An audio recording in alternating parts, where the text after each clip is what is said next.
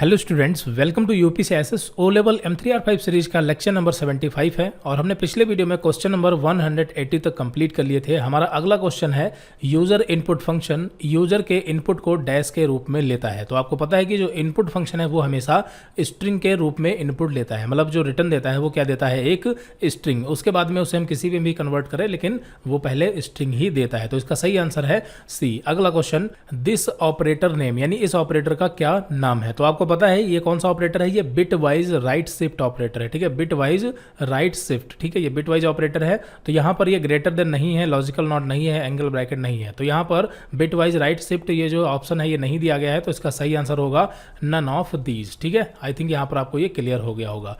अगला question, Python stack में किसी एलिमेंट को इंसर्ट करने की प्रोसेस कहलाती है। अब देखिए पाइथन स्टैक क्या होता है। तो यहाँ पर स्टैक टपल भी हो सकता है, लिस्ट भी हो सकता है। ठीक है, अगर हम किसी लिस्ट या टपल में अगर किसी एलिमेंट को इंसर्ट करते हैं तो उस प्रोसेस को हम बोलते हैं पुश, और अगर रिमूव करते हैं तो उसे बोला जाता है पॉप। ठीक है, पॉप मेथड से हम किसी भी स्टैक से डेटा रिमूव करते हैं और पुश मेथड से हम डेटा इंसर्ट करते हैं। या फिर हम इसको इस तरह से भी कह सकते हैं कि इंसर्ट करने की प्रोसेस को पुश कहते हैं और रिमूव करने की प्रोसेस को पॉप कहते हैं। तो स्टैक का मतलब यहाँ पर कुछ विशेष नहीं है। ठीक है, स्टैक एक लिस्ट भी हो सकती है, एक टपल भी हो सकता है। अगला क्वेश्चन, और फंक्शन द्वारा कौन सा ऑपरेटर ओवरलोड होता है। ठीक है, यानी और फंक्शन जो है इसके द्वारा कौन सा ऑपरेटर ओवरलोड होता है। ठीक है, तो इसका सही आंसर है बी। जो हमारा बी है ये और ऑपरेटर द्वारा ओवरलोड होता है। ठीक है, ओवरलोड का मतलब क्या होता है, देखिए जो एस्ट्रिक्स है यानी मल्टीप्लिकेशन, तो हमारा जो मल्टीप्लिकेशन प्रोसेस होता है वो इस ऑपरेटर द्वारा ओवरलोड किया गया है। तो जब भी हमें मल्टीप्लिकेशन करवाना हो तो 4 × 5 कर लेते हैं। ठीक है, तो ये एस्ट्रिक्स जो है ये मल्टीप्लिकेशन का काम करता है, तो मल्टीप्लिकेशन करने के लिए इसे ओवरलोड किया गया है। क्लियर है, तो ये होता है ओवरलोड। तो यहाँ पर जो और फंक्शन है इसे इस वाले ऑपरेटर यानी जिसे हम पाइप बोलते हैं इससे ओवरलोड किया गया है। ठीक है, तो इसका सही आंसर है बी। और जो अगर बात करें यहाँ पर सी लैंग्वेज में, तो सी लैंग्वेज में इस ऑपरेटर से ओवरलोड किया गया। सी लैंग्वेज में डबल पाइप का यूज करते हैं। ठीक है, चलिए तो यहाँ पर आगे बढ़ते हैं। अगला क्वेश्चन है, डैश कॉन्शियसली रूप में लिस्ट क्रिएट करने के लिए प्रोग्रामर की हेल्प करता है। यानी कि अगर हमें एक लिस्ट बनानी है एक संक्षिप्त रूप में, ठीक है, तो उसके लिए क्या करेंगे, उसके लिए हम लिस्ट कॉम्प्रिहेंशन का यूज करेंगे। इसके बारे में हमने पढ़ा है लिस्ट कॉम्प्रिहेंशन। तो लिस्ट कॉम्प्रिहेंशन से हम एक लिस्ट बना सकते हैं। ठीक है, तो इसका सही आंसर है डी। अगला क्वेश्चन है, पाइथन स्टैक में किसी एलिमेंट को रिमूव करने की प्रोसेस को डैश कहते हैं। ठीक है, तो यहाँ पर देखिए रिमूव करने को अभी हमने बताया था पॉप। ठीक है, रिमूव करने की प्रोसेस को क्या कहते हैं, पॉप। ठीक है, अगला क्वेश्चन, यहाँ पर इसका हमें आउटपुट बताना है। तो i = 0 और यहाँ पर लूप चलाया गया i < 3 और फिर यहाँ पर i को प्रिंट किया गया, फिर यहाँ पर i को इंक्रीज किया गया। तो देखिए यहाँ पर ये गलत है। ठीक है, यहाँ पर ये हमें सिंटैक्स एरर मिलेगी क्योंकि i++, वैसे प्लस प्लस जो होता है ये एक इंक्रीमेंट ऑपरेटर होता है, लेकिन सी में पाइथन में यहाँ पर हमें सिंटैक्स एरर मिलेगी। तो इसका सही आंसर होगा एरर। ठीक है, क्योंकि हमें यहाँ पर एरर देखने को मिलेगा क्योंकि हम इस तरह से पाइथन में यूज़ नहीं कर सकते। ठीक है, ये ऑपरेटर हमें नहीं मिलता पाइथन में। तो इसका सही आंसर डी था। अगला, डैश स्टेटमेंट लूप को करंट डिफरेंस को समाप्त करता है और नेक्स्ट के साथ कंटिन्यू करता है। ठीक है, तो यहाँ पर इसका सही आंसर है कंटिन्यू, यानी कि ए। कंटिन्यू स्टेटमेंट जो है ये लूप के करंट डिफरेंस को समाप्त करता है और नेक्स्ट के साथ कंटिन्यू करता है। तो जब भी हम कंटिन्यू का यूज करते हैं लूप के अंदर तो कंटिन्यू कीवर्ड के आगे लिखा हुआ कोड एग्जीक्यूट नहीं होता है, वहीं से लूप जो हमारा है वो कंटिन्यू हो जाता है। ठीक है, तो आई थिंक यहाँ पर आप समझ गए होंगे, इनका हमने यूज भी किया है। फिर यहाँ पर हमें आउटपुट बताना है। तो यहाँ पर i एक लिस्ट टाइप का वेरिएबल है जिसमें 1 असाइन किया गया है, सिंगल वैल्यू। ठीक है, तो फिर हमने क्या किया, i.pop कर दिया। तो क्या होगा कि जो i में है जो 1 है ये क्या हो जाएगा, रिमूव हो जाएगा। अब इसमें एक ही एलिमेंट है तो जाहिर सी बात है कि i जो है ये हमारा इम्प्टी हो जाएगा। ठीक है, तो प्रिंट क्या होगा, तो यहाँ पर एक चीज़ यहाँ पर ध्यान रखना कि यहाँ पर i जो है स्मॉल वेरिएबल है और यहाँ पर i कैपिटल हो गया है। तो आप इसको भी स्मॉल समझ लें या फिर इसको कैपिटल समझ लें। ठीक है, यहाँ पर ये दोनों सेम है, तो ये चीज़ का ध्यान रखना है, ये टाइपिंग मिस्टेक है। तो यहाँ पर इसका सही आंसर क्या होगा, यहाँ पर क्या एम्प्टी लिस्ट इसका सही आंसर होगा, नहीं है। ठीक है, जो हमारा प्रिंट होगा, प्रिंट हमारा 1 होगा। क्यों होगा, क्योंकि i.pop, पॉप मेथड क्या करेगा, i से, जो कि i हमारा लिस्ट टाइप का वेरिएबल है, इससे वैल्यू रिमूव करेगा, लेकिन रिमूव करके वो रिटर्न भी देगा प्रिंट को और प्रिंट 1 को प्रिंट कर देगा। हाँ, अगर हम i को प्रिंट करें इसके बाद में तो i जो है वो एम्प्टी लिस्ट दिखाएगा। क्लियर है, तो यहाँ पर फिलहाल तो इसका सही आंसर बी है, 1 हमें प्रिंट में मिलेगा। ठीक है, अगला क्वेश्चन, ऑपरेटर प्लस प्लस को किस ऑपरेटर के रूप में जाना जाता है? देखिए यहाँ पर प्लस प्लस ऑपरेटर को हम इंक्रीमेंट ऑपरेटर के रूप में जानते हैं, लेकिन ये पाइथन में नहीं होता, ये सी में है। ठीक है, तो यहाँ पर कुछ एक आध क्वेश्चन हमें लगता है सी लैंग्वेज से भी आ गए हैं, कोई नहीं, क्योंकि वो भी प्रोग्रामिंग लैंग्वेज ही है।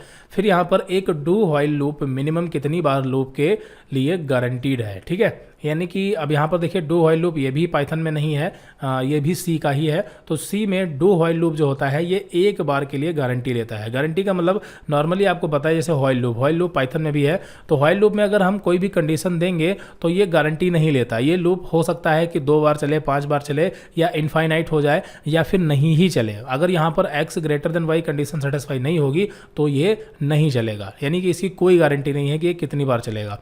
लेकिन जो डू व्हाइल लूप होता है सी लैंग्वेज में, इसमें इसकी गारंटी होती है। क्यों होती है? क्योंकि ये डू व्हाइल लूप में जो हमारी कंडीशन होती है वो स्टेटमेंट के बाद में लिखी जाती है। ठीक है, पहले हम डू कीवर्ड यूज करते हैं, फिर हमारा स्टेटमेंट होता है, और फिर हम व्हाइल यूज करते हैं और वहां पर हम कंडीशन देते हैं। तो इससे क्या होता है कि हमारा एक बार वो कोड एग्जीक्यूट होता ही होता है, कंडीशन भले ही फॉल्स हो। क्लियर है? तो ये यहाँ पर ये एक बार गारंटी लेता है, तो इसका सही आंसर है डी। आगे बढ़ते हैं, अगला क्वेश्चन, निम्नलिखित में से कौन सी कमांड एक लिस्ट क्रिएट करेगी? तो यहाँ पर आपको पता है ये वाली कमांड भी लिस्ट क्रिएट करेगी, ये भी लिस्ट क्रिएट होगा, और यहाँ से भी लिस्ट क्रिएट होगा। तो इसका सही आंसर है ऑल ऑफ दी अबव। अगला क्वेश्चन, निम्नलिखित स्टेटमेंट का डेटा टाइप क्या होगा? तो यहाँ पर x में हमने ट्रू स्टोर किया है, तो यहाँ पर इसका डेटा टाइप बुलियन होगा। ठीक है, क्योंकि ट्रू और फॉल्स ये बुलियन वैल्यू होती हैं। अगला क्वेश्चन, पाइथन में स्ट्रिंग कैरेक्टर एरे हमेशा डैश के साथ एंड होता है। ठीक है, स्ट्रिंग कैरेक्टर जो होता है वो हमेशा डैश के साथ यानी कि /n के साथ में एंड होता है। ठीक है, /n के साथ में एंड होता है, क्योंकि जो भी स्ट्रिंग कैरेक्टर होता है उसके लास्ट में /n होता है। ठीक है, ये हाइड होता है। आई थिंक यहाँ पर आप समझ रहे होंगे। ठीक है, तो ये /n होता है, तो यहाँ पर आपको समझ में आ गया होगा, तो इसका सही आंसर है सी। अगला क्वेश्चन, पाइथन में किसी फाइल को क्लोज करने के लिए निम्न में से कौन सा तरीका सही है? तो यहाँ पर अगर हमें फाइल क्लोज करनी है तो फाइल नेम और फिर डॉट क्लोज ये वाला मेथड हम यूज करेंगे। ये नहीं क्योंकि इसमें पैरेंथेसिस नहीं लगे हैं, और ये भी नहीं क्योंकि यहाँ पर क्लोज फंक्शन नहीं बल्कि क्लोज मेथड है, तो हम इस तरीके से यूज करेंगे। ठीक है, फाइल का नेम और डॉट क्लोज मेथड। अगला क्वेश्चन है, एक प्रोग्राम को रन करने के लिए स्टेप के सही सीक्वेंस को आइडेंटिफाई करें। ठीक है, अगर एक प्रोग्राम रन होता है तो उसका सही सीक्वेंस क्या है? पहले कोड होना चाहिए, फिर वो कंपाइल होगा, फिर वो लिंक होगा, फिर वो लोड होगा और फिर एग्जीक्यूट होगा, या फिर वो पहले कंपाइल होगा। तो देखिए ये गलत है, क्योंकि जब तक कोड नहीं होगा तो कंपाइल क्या होगा, और फिर पहले लिंक होगा, तो ये भी गलत है, क्योंकि पहले कोड होना चाहिए, बाद में ही तो सारी चीज़ें होंगी। तो यहाँ पर इसमें पहले कोड होगा, फिर कंपाइल होगा, फिर लिंक होगा, फिर एग्जीक्यूट होगा, फिर लोड होगा, तो ये भी गलत है। तो इसका सही आंसर है ए, पहले कोड होना चाहिए, फिर वो कंपाइल होगा, कंपाइल होने के बाद वो लिंक होगा, लोड होगा और एग्जीक्यूट होगा। यहाँ पर ये स्टेटमेंट सही हो सकती थी, लेकिन इसमें एग्जीक्यूशन जो है पहले डाल दिया गया, इसलिए गलत है, तो इसका सही आंसर है ए। अगला क्वेश्चन, डैश को अदर नेम से भी जाना जाता है, यानी कि इसमें ऐसा कौन सा स्टेटमेंट है जिसे दूसरे नाम से भी जाना जाता है? तो एनडी एरे, इसका सही आंसर है डी। एनडी एरे को हम नमपाई एरे के नाम से भी जानते हैं, आपको पता है, हमने बताया भी है। अगला क्वेश्चन है, निम्न में से कौन सी एक न्यू हाई लेवल लैंग्वेज है? तो यहाँ पर देखिए ये तीनों ही हाई लेवल लैंग्वेज है, लेकिन न्यू के बारे में पूछा जा रहा है, तो इसका सही आंसर है डेल्फी। ठीक है, डेल्फी जो है ये एक न्यू हाई लेवल लैंग्वेज है, ये मार्च 2022 में ही रिलीज की गई है। ठीक है, बताया जा रहा है कि यह पाइथन से भी अच्छी है, लेकिन देखते हैं आगे। फिलहाल यहाँ पर इसका सही आंसर ए है, डेल्फी। अगला क्वेश्चन, निम्न में से कौन सा एक वेरिएबल नहीं हो सकता? ठीक है, तो यहाँ पर ऑन हो सकता है, अंडरस्कोर इनिट ये भी हो सकता है, इट भी हो सकता है, लेकिन इन नहीं हो सकता, क्योंकि इन जो है ये एक रिजर्व कीवर्ड है। ठीक है, आई थिंक यहाँ पर आप समझ गए होंगे, इन जो है ये एक मेंबरशिप ऑपरेटर है जो कि रिजर्व कीवर्ड है। अगला क्वेश्चन जो कि लास्ट क्वेश्चन है इस सीरीज का, किस सिंबल का यूज फ्लो चार्ट के एक बॉक्स को दूसरे बॉक्स से जोड़ने के लिए करते हैं? यानी कि एक बॉक्स, जैसे यहाँ पर हमने प्रोग्राम स्टार्ट किया तो ये हो गया टर्मिनल, फिर यहाँ पर जोड़ने के लिए आपको पता है फ्लो ऑफ लाइंस का, यानी फ्लो लाइंस का यूज किया जाता है, तो इसका सही आंसर है सी, फ्लो लाइंस का यूज करते हैं एक बॉक्स को दूसरे बॉक्स से जोड़ने के लिए। ठीक है, तो यहाँ पर आपको ये भी पता चल गया होगा।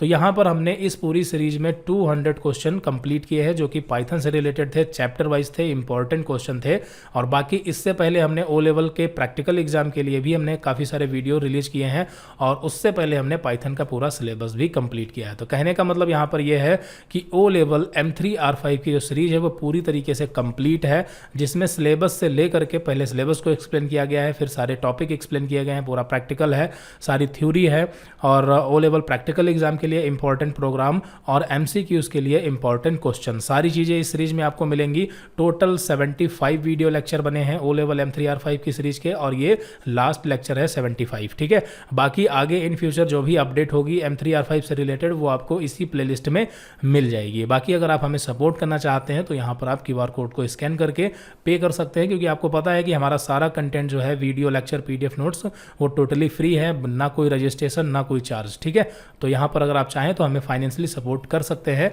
और बाकी यहाँ पर एक बार आपको दिखा देते हैं कि वीडियो लेक्चर और PDF नोट्स तक आप कैसे पहुँचेंगे। तो देखिए यहाँ पर सबसे बड़ी चीज़ ये है कि आप ओ लेवल ऑनलाइन घर बैठ के कर सकते हैं, लेकिन उसके लिए आपको सभी स्टेप फॉलो करने हैं। सबसे पहली चीज़, आपको सारे video lecture step by step देखने हैं। यहाँ पर चैनल पर जाने के लिए आपको सर्च करना है UPSC और यहाँ पर चैनल में आप जा सकते हैं, ये लोगो है।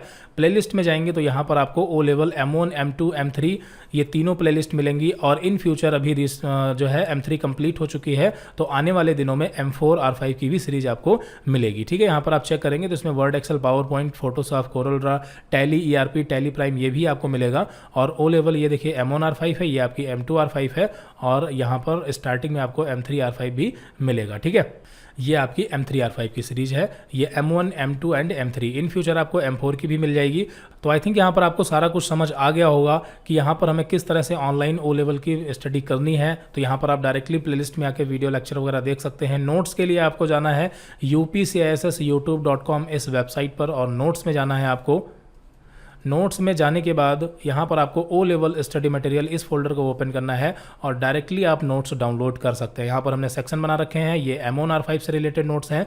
देखिए वेबसाइट में बहुत ज़्यादा कुछ नहीं है, आप एक बार पूरी वेबसाइट को अच्छे से विजिट कर ले, सारा कंटेंट देख ले कहाँ पर क्या है। ठीक है, बहुत ज़्यादा इसमें फर्जी का या फिर एक्स्ट्रा कुछ नहीं है, सारा कुछ यूज़ वाला ही है। यहाँ पर आपको ये 200 MCQ की PDF मिलेगी जिसे आप सिंगल क्लिक में डायरेक्टली डाउनलोड कर सकते हैं। ठीक है, तो M1 M2 M3 इसी में और इन फ्यूचर M4 भी जो है उसके नोट्स भी आपको इसी में मिल जाएंगे। तो आई थिंक यहाँ पर आपको सारी चीज़ें समझ आ गई होंगी। तो अगर आप हमें सपोर्ट करना चाहते हैं और अगर हमारा कंटेंट आपको अच्छा लगता है तो आप चाहें तो वीडियो को शेयर भी कर सकते हैं। फिलहाल इस वीडियो में इतना ही रखते हैं, मिलते हैं अगली वीडियो में। Okay, so thanks for watching this video.